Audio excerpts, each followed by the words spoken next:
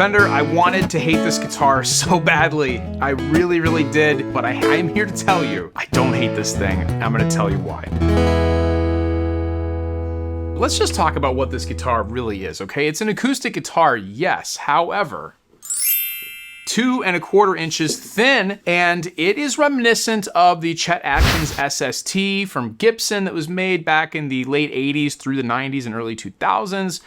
Guild has made guitars like this. It's just, there's countless versions of the thin line, solid body acoustic guitar. This is something that's kind of different and really pushing this category forward. You might be saying, well, what about the Acoustasonic series? You know those guitars that look like Tellys and Strats that are kind of acoustic but also kind of electric? This is not that.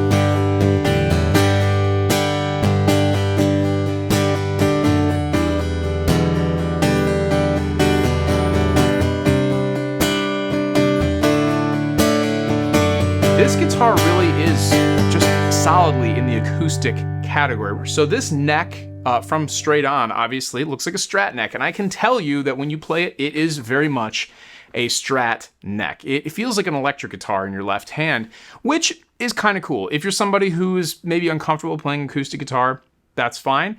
This will kind of alleviate that for you. It's very electric-like. Now, it is a bolt-on neck. It's 3 bolts here. It's reminiscent of those Strats. I think it was the 70s Strats that only have the 3 bolts. And it makes sense for this type of construction. It's not a traditional acoustic guitar. It's very, very weird. So I'm not surprised it's a bolt-on neck. The heel, the way it joins the body, I do not like. It looks really kind of odd to me. You can see there. Perhaps the most interesting part of this guitar is the body. Now, it is actually hollow. It is not solid.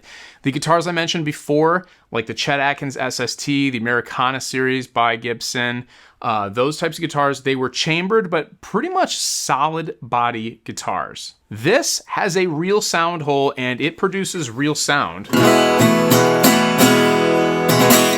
And I gotta tell you, it actually sounds really, really good unplugged. I know that's not really what this is meant for, but if you're looking for like kind of a bedroom acoustic, an at-home acoustic, a travel acoustic that's not as big and not as loud as your traditional acoustic guitar, this thing, without even getting into the electronics, really does that very, very well. And it doesn't, I mean, it sounds thinner. It doesn't sound totally like a real acoustic guitar, but it doesn't sound bad. You will notice some Strat-like body carvings on here too. You've got the upper bout on an angle, the belly carve, and you know, things that make it a little bit more comfortable to play than your typical acoustic guitar. This is the larger one. Like I said, I'd be curious to see what the Parlor size is like. I mean, that's really getting to travel territory, which is kind of cool.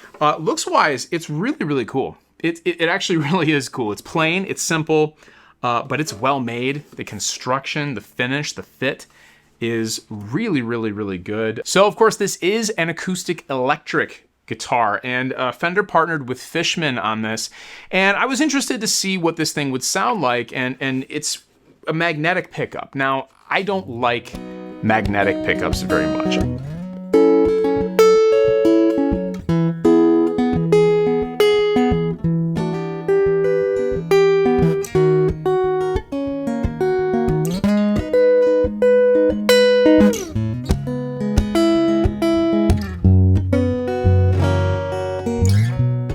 Acoustic guitar pickups, I would say I'm most used to and work best with the undersaddle pickup.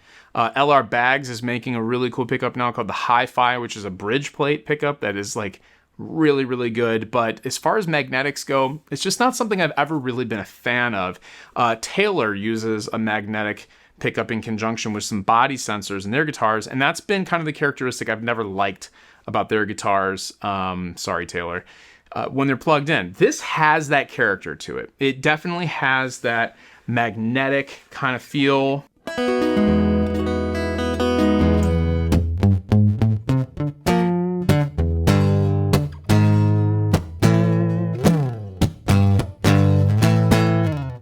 And you kind of get that, like, it's a mid-rangey kind of honky thing going on. But the cool thing about this guitar is you got these 2 knobs.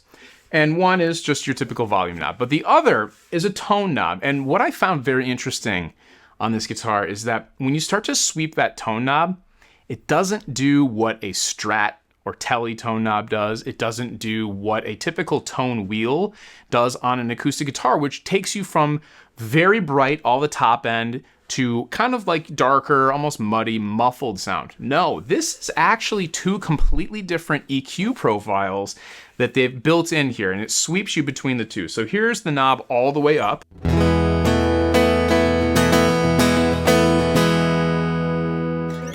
Now, if I roll it all the way back, here's the same thing.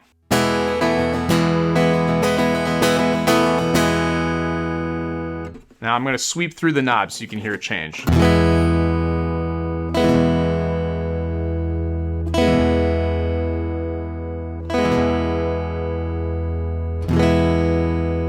So again, it's not your typical really dark, really bright tone knob. This is two completely different tonal palettes that you can work with. My preference, I think, is actually the one that's rolled all the way off. So the cool thing here is when you get this guitar, don't just do what everybody does, myself included, and crank up the knobs both to 10.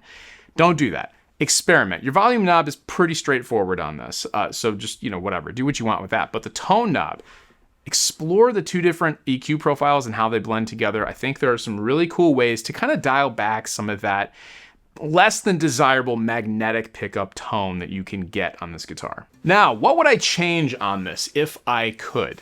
There are a couple things that I would do. I would love to see how an undersaddle pickup would do in this guitar. You can do that. There's plenty of room in here to install one.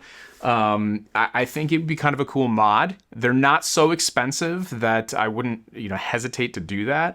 And you could also do it and keep this pickup here, which is kind of cool. You could actually put an end pin in this, I would imagine, with the end pin preamp. It seems like there's enough wood there to do it, and then put a undersaddle pickup here so you can have both. I wouldn't be blending the two, to be honest with you, but I think it would be interesting to see what this sounds like with that undersaddle pickup. That's not to say that this pickup doesn't sound good though, because actually it's better than I thought it would be, to be honest, but that's something that I would love to try out on this guitar. The other thing that I would love to see is just some different tuners, and I love the Fender headstock, I really do. But I gotta tell you, when it's on an acoustic guitar, it just does not look right to me. It just looks wrong, particularly the Strat headstock. I know it's slightly different, but I wish they had a different headstock for their acoustics. I would love a 3 on a side type thing. I know that's not the Fender way, I get it. But when it comes to acoustics, Fender has done some interesting things with acoustics, but it's just the headstock has always turned me off. So that would honestly, as petty as this sounds, that would prevent me from playing this guitar very much, is the headstock. It just looks weird, but maybe I can get over it, we'll see. This thing was actually a huge winner for me. I did not expect to like this guitar because I do not like the Acoustasonic series.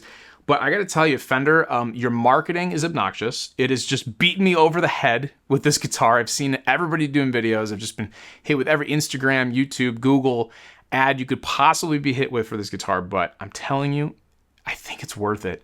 It is. It's really cool. It's a unique guitar. If you're a gigging musician, if you're a traveling musician, if you're somebody who's looking for a guitar just at home that isn't so loud, doesn't have so much projection, because acoustic guitars can be pretty loud, believe it or not, this thing is worth checking out. It is going to be different than any guitar that you have or will have. And I gotta say, I think Fender did a really good job with it.